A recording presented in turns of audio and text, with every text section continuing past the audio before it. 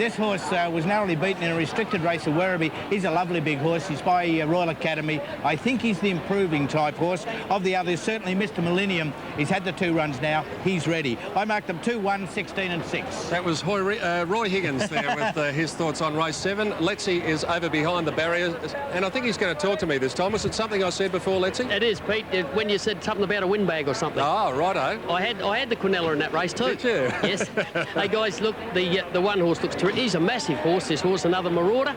He makes Banjo look like a Shetland pony, but he looks terrific. The Decorator looked very well, and gee, the 16 looks well. Koichnoi looked terrific. He's very relaxed, and if I was a betting man, I'd have something on the 16 horse. Okay, time for you to shush now, Letzi, because they're all set, and Dan and Gary are going to take over. Yes, thanks, Peter. Look, I agree. I thought the 1 and 2 looked absolutely superb going down. And I thought the 6, one of Lee Freedman's ridden by Damien Oliver, looked very well. And also the 16, Koichnoi, is it, of Bart Cummings. But the 1 and 2, gee, the 1, as Johnny said, it's a massive horse, looks beautiful, ridden by Brad Preble. What more could you want? And the Decorator ridden by Mark Flaherty. He's right. He's a superb rider, Mark, but he's unfortunately a bit heavy. They're just one to go in, I think. National bid to come up to the gates with Larry Cassidy. Well, it's great to see Bev Buckingham here. I went out to see her at the Austin Hospital. I suppose there'll be a lot of you people out there watching, and the nurses and people who look after them. You do a great job, and all the best to you. National bid in. They're all ready now.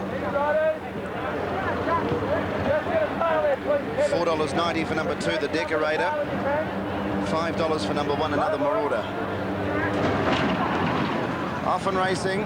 Merlin's Law missed it by about 2 lengths. And one of the first to jump away, Mr. Millennium with Bridge House, and from the outside, or towards the outside, Van Halen going across in search of the lead. Keeping a forward spot was the Decorator, and also Trabeel and Coup de Gras are up there, so good charge for the early lead. Another Marauders in the top half a dozen or so as they go to the turn at the 1400. Coup de Gras working its way to the lead from Van Halen, and on the inside the Decorator. Bridge House 4th, and Trabeel was running 5th. A length and a half away then to Baroncelli, and on the inside Mr. Millennium. Another length to another Marauder inside National Bid, about 2 lengths to Lady Solville on the outside of Educate. Then Garnier and Collins Street, Zearley Lad, Koichnoi and Merlin's Law is back last. 1,000 metres to travel now, and the leader is Coup de Gras by a neat length. Second Van Halen, the Decorator with the box seat running 3rd. Bridge House is 4th. And then came Baroncelli. Next is Trabeel. A length away National Bid. Just up in front of it, Mr. Millennium. Another Marauders about midfield down on the inside. Next was Educate from Lady Solville. Back behind the Merlin's Law, the Grey from Garnier, then Collins Street, Koichnoi getting up along the fence, and Zearley Lad last 10 off the lead as they round the turn, 600 metres to travel.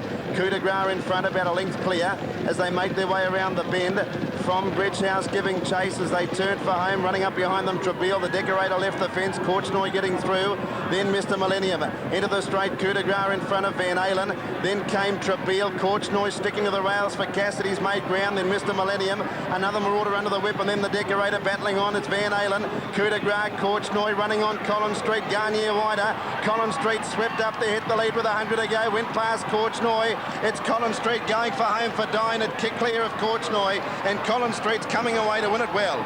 It's down to the post, Collins Street by 2 lengths to Koichnoi. Third's very close between Trabeel and Merlin's Law, a good run. Then Garnier, Educate. Next home Van Halen from Coup de Gras, the Decorator, pretty ordinary run. So was another Marauder, so was Mr. Millennium. Then National Bid, Baroncelli, Zearley Lad, and Lady Solville at the end of the field with Bridge House. Well, it was certainly a race of changes the last 250 metres down. Collins Street's got home right over the top of him, but Jim Cassidy's ride on Koichnoi was just brilliant. 14 gets 3rd to Merlin's Law. It was the one that missed the start by 2 lengths. Yes, Jim was way back in the field, and he kept persevering for runs. There he is, you can see him. We've arrowed the winner here, or put the circle on it, Shane Dysmount. He's come out, and the one on the inside is Jim Cassidy, and Jim's persevering, looking for runs. Shane's looking for a run on the outside here, and there's 2 good jockeys. Shane's been missing out on runs all over the carnival, but last luck's starting to come his way. There's Jimmy Cassidy in those checkered colours, the checkered cap. You can see he hasn't left that fence. And at this stage, Jimmy would have most probably thinking, gee, I've ridden this a treat. I'm going to get the money here. And then he'll get through and he'll look out on the outside. And there's Shane Dye coming down. Shane's got a run on the outside. get up in pepping. But when you see a jockey ride a race like Jim Cassidy's ridden that horse, you love to see them win because, boy, he's done nothing wrong. And nor does Shane. He's ridden for luck, and he's got it this time. Favourites ordinary, Gary. I thought they all had fairly cosy runs and hadn't spent a penny, and they didn't do anything. That's right. Now, here's a great shot head on. Shane's about 4 from the outside. The reddish colours. There's got the circle on. And Jim Cassidy, he's back right on the fence back there. And you can see both these boys. This is what it's all about when you're looking for runs. You can see Shane's trying to get through here. He hasn't got any room. Now he gets into the clear, pushes between these horses, and there's Jimmy right on the fence. He's getting up there. But I think Johnny Letts would have Shane Die with him. Yep. And Shane will be pretty wrapped. That's 2 up now. Yeah, Shane, Visual Displays. Another ride like Visual Displays, wasn't it, Collins 3? Yeah, well, I've been riding pretty well this carnival, having horses in every winnable position. And unfortunately, they haven't been finding the line, so just today I decided I was going to ride them all quiet, ride them back a bit and see if they can get to the line. And I've ridden 2 winners that have been outsiders. 2 winners and no bias in the track, Shane? There's no bias at all. No. Good luck to you. You got the power. They're with you now, the crowd. Yeah, thank you. Good luck to you, Shane. Johnny Letts out there with the winning rider, Shane Die, having completed a double here on Crown Oaks Day, and we're just waiting for Cliff Brown to make his way down to the mounting yard. Fine young trainer. He's got a wonderful setup down at Narberthong. And these horses are very fit because they run up and down hills most of the time. And that enables them to finish their races off very well, and that's exactly what this one has done. Right down the bottom, number 18, Collins Street. Shane Die riding his 2nd winner of the day for Cliff Brown, who still hasn't made his way into the mounting yard. He's being a little bit bashful at the moment, but it was still a fine performance by that gelding, which has only had 8 starts and has now completed its 2nd victory. And here's Cliffy coming down to the mounting yard now. Well done, mate. Yeah, thanks, mate. Really good, strong performance. Yeah, nice horse. Yeah. Gets to the line all right, doesn't he? Yeah, he'll really make a horse, so it's exciting. So he's still got a bit to learn about the caper because he's only having his 8th start today. Yeah, lots to learn, but he's always showing me something. Now, you've had a good association with Shane Die. You're unlucky that you didn't have a runner together in the Caulfield Cup, and you've stuck with him? I like him. I mean, he's last year rode winners for us. This year he's ridden winners for us. You just leave it to him, and he's happy enough, and he does the job. It's amazing that Darren Gauci, who had his critics, won the Oaks the race before, and Shane Die has had his critics now brings up a double. That's right. Yeah, that's the way it goes, doesn't it? Answer them the best possible way. Yeah, I hope people start giving me a bit of a bag, and I might come good, so... Never do that to you, mate. Okay, thank you. Cliffy Brown, the winning trainer with Collins Street. We'll head to a break after the running of the 7th event as Shane Die heads back towards the scales. You're watching Network 10's live and exclusive coverage of the 3rd day of the 1999 Melbourne Cup Carnival from fantastic Flemington.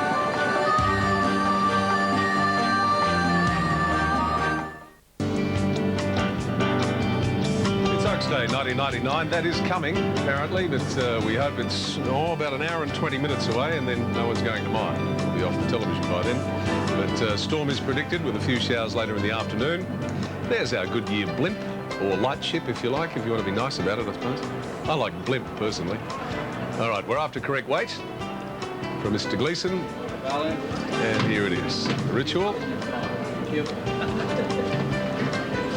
Over to the stand, we get the double wave when he's happy. And it looks like he is. Yep. Correct weight. Magic correct weight. That means we can pay you some money. Here's Danny. Yes, Tim, the winner at $20.40 and $6.20, Collins Street. Porchnoy $3 and Merlin's Law $13.30. Trifecta was big, $11,371.40. The Quinella paid $103.90. Exacta $293. The race double, $199.40. Well, that's 2 winners he's had for the carnival, but he's finished in the placings on many occasions, Shane Die. And you mentioned before the race there was a nibble for Collins Street there, Tim. Certainly was, Dan. It was in about 5 points. It paid, yeah, it was down the bottom. Everyone thought that Shane might be able to pull a double off. So congratulations to him and commiserations to me, who missed out by a short half head for the trifecta and paid $11,000. So it could have been a good carnival. Instead, that's just punter's lament. In this one, the bottom one, Far Rain, opened up. Odds on the tote. You can get black money down here, dollar for dollar. Peter Donegan. It's a tough day when you get beaten by a short half head. Oh, well, never mind, Tim. Far Range, Jen. Yes. It'll be interesting to see whether the bookmakers take a risk with her, but surely you wouldn't think she'd be able to be beaten on her performance on Saturday, would you? Well, she does get in with a really light weight with 50 kilos, Peter, but they're all beatable. Yeah, well, I don't think she is here. Well, she's not unbeatable, but I think she'll win at $1.80 and $1. So if she's beatable, what's going to beat her? Well, I must admit, I think she's going to be very hard to beat, but just at the odds, you have to go for a little bit of value here. Number 5, Dantler, she goes very well down the straight and she is ready to improve. Number 10, Far Range, the hardest to beat. Put her in for second. Number 1, Toledo, a grand old galloper down the straight. He's a terrific horse. Well, you're all by yourself, Dandelar. Yes. At the value for Jennifer Far Range after that flying performance in the Challenger for the rest of us. Should be one of the highlights. We've already seen the first of the big highlights, and that was the Crown Oaks. The Emirates Classic is the next of the highlights. Race 8 coming up at 4:05. That is Eastern Daylight Saving Time. It is round about 27 minutes away. We head to a break now. Hope you're enjoying day number 3 from Flemington, the Carnival of 99.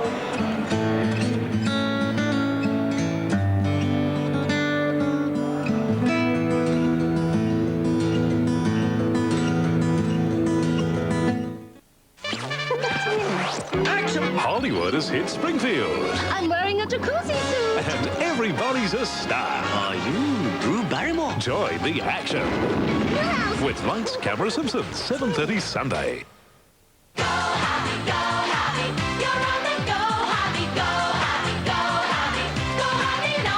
Harvey Norman and Samsung team up to give great deals on refrigerators, like this 240-litre frost-free bottle for just $5.99, or a new release 389-litre frost-free with multi-adjustable wire shelves and wine rack, $9.99. And for $21.99, you can buy our top-of-the-range feature-pack 560-litre Intellect frost-free model. When it comes to refrigerators, come to Harvey Norman for a great deal on Samsung. What a team!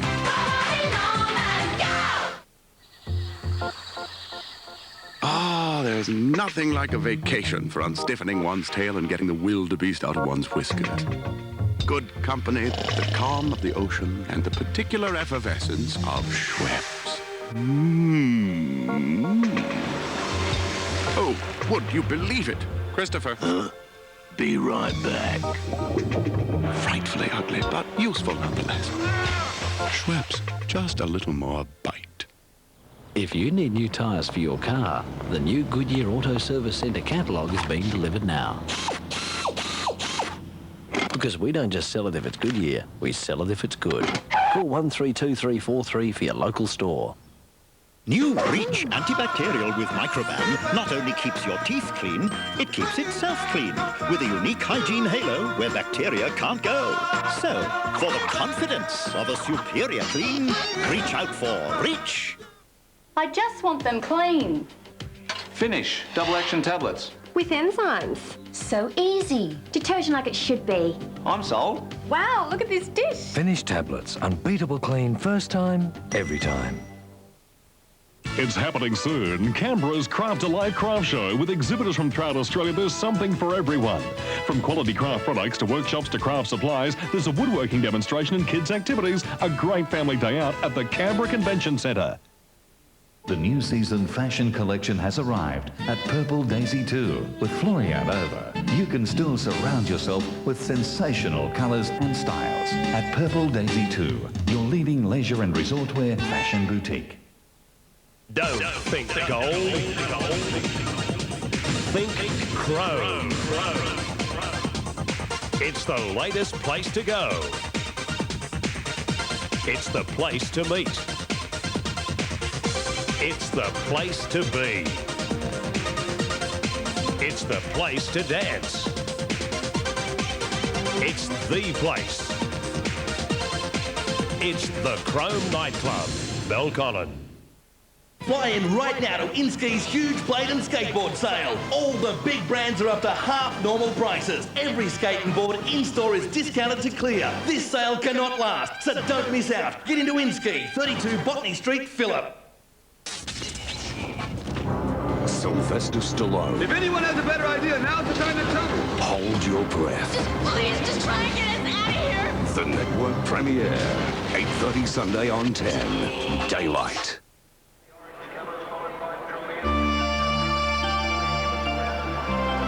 Very hard to concentrate simply on the horses today. There are so many wonderful sights at this glorious racecourse. Ladies' Day Oaks Day, 1999. And even the fellas look pretty good today too. They're out to impress the ladies, and I'm sure there'll be a few conversations started up in the Champagne Bar later on. Maybe by the connections of Collins Street, the winner of the previous event. To make the presentation, the Deputy Chairman of Chadstone Shopping Centre, Ian Gandel. Chadstone, the fashion capital, is proud to be involved in the Ladies' Day at Flemington through our sponsorship of the Chadstone Fashion Plate. Our congratulations go to Lee Afrati to accept on behalf of the owners, and I have great pleasure in presenting the Chadstone Fashion Plate to Mr. Lee Afrati. Look at those happy connections. Do you reckon they were happy when that horse flew down the outside Collins Street to provide Shane Dye with his second winner of this Oaks Day? Well, the big one coming up is the Group 2 Emirates Classic over the straight 1,200 metre course. It's going to be a terrific race. Fahrain, as we saw before, has come up pretty short, round about the $1.80 mark. That is for a $1 investment on Super Tab. But on the performance in the Salinger Stakes on Saturday, you would think that she is very, very hard to beat. She's already trimmed up about 30 cents from her opening quote, $323,000 in the win pool. Toledo's given a chance. He loves this track. Flavor knows nothing else but to give of his best every time he steps out. Dantalar is Jennifer's tip at $6.60. Spargo won the Ascot Vale Stakes down the straight course here at $9.40, and he has been constant throughout. But we're going to have another look at this flying 3-year-old filly, Fahrain. She is one of the talents of the turf, and she will be having just her 6th race start today. Looking forward to that coming up. That is race 8 on the card. Dantalar from Jennifer, Fahrain from the rest of us, and we're looking forward to seeing her fly up the straight. She went up there in a tick over 1.7 the other day, about the 3rd fastest we've ever seen here. Gold Ace holds the record. I don't think they'll be breaking any records today, but Tim, I am really looking forward to seeing this filly because I think she might be something out of the ordinary. Yeah, Peter, she certainly looks it, and I've got the champs with me, as you can see. World champion netballers, Vicky Wilson, Jenny Borlase, Liz Ellis, morning. Good morning. Well, it's morning for me, afternoon. Now, my producer just did it, and I want you to tell me truthfully, every time I call you guys girls, the switchboard lights up and they say, they're not girls, they're ladies. Do you mind or not? Well, at Ladies' Day, we have to be ladies, don't we? Well, you do, Liz. We're looking very ladylike today. Yes. You are looking gorgeous.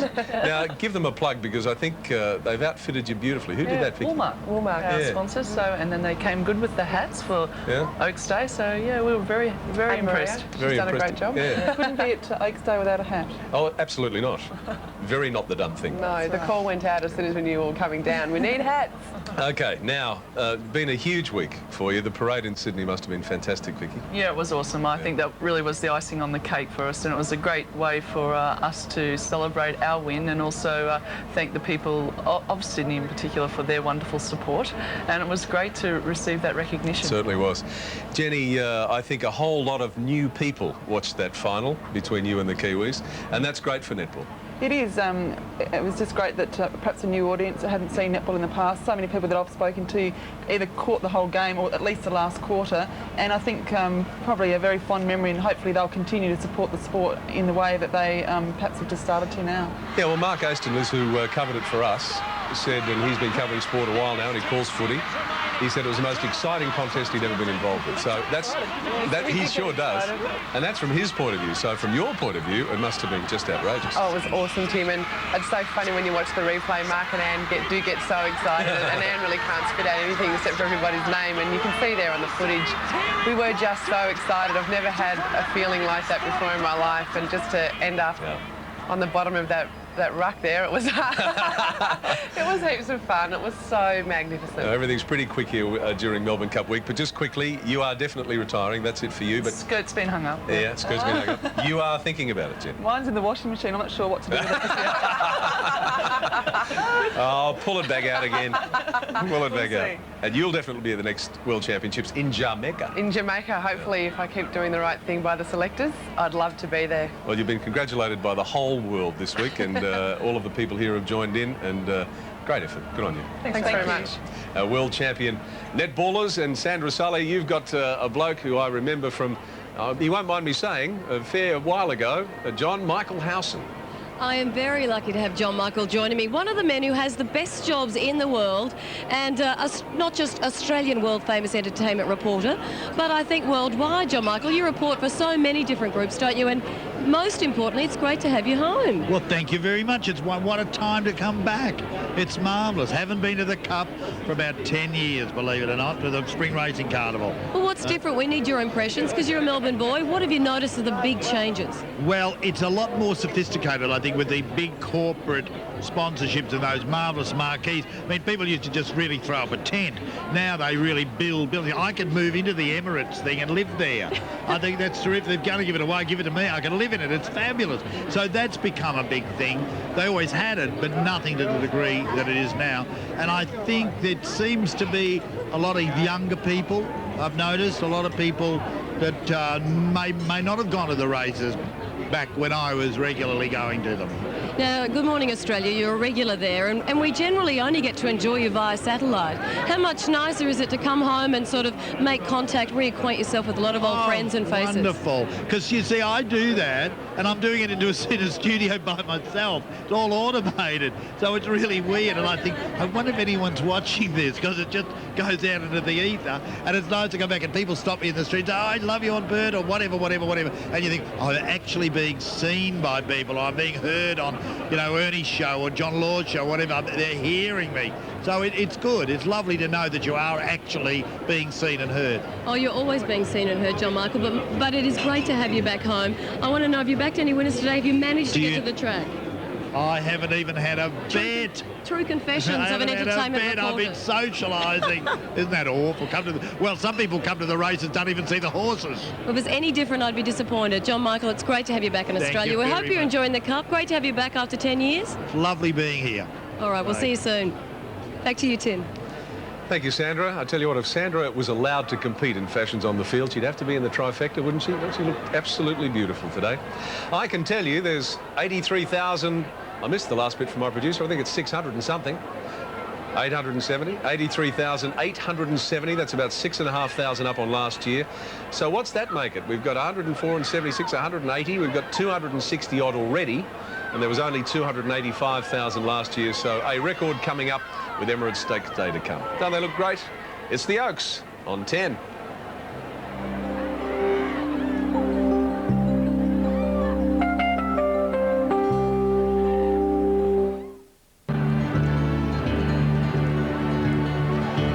International Racecourse of Australia, Flemington on Oaks Day 99, approaching 84,000 people here on a magnificent day.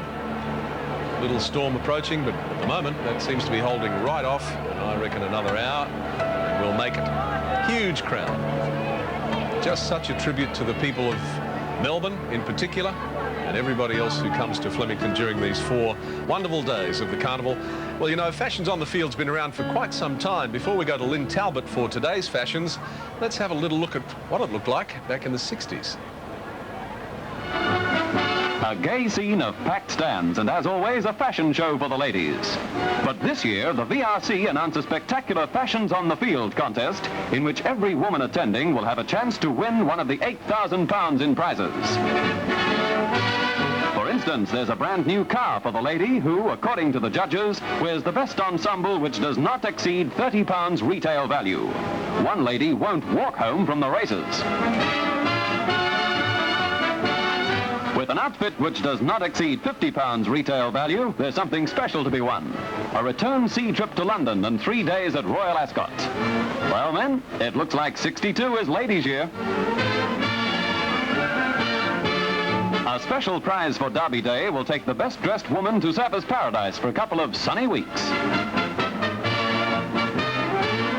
Or what about a cruiser holiday, all expenses paid on the Gippsland Lakes? Boy, that's a list of prizes we'll all drink to. Well, this morning, some of Flemington's best dressed presented themselves here in the Fashions on the Field enclosure for the final round of heats for the Maya Fashions on the Field competition. And of course, no shortage of entrants, because the winner takes home a trip for 2 to Paris, a $10,000 Maya wardrobe, $5,000 spending money, and their weight in Salinger champagne.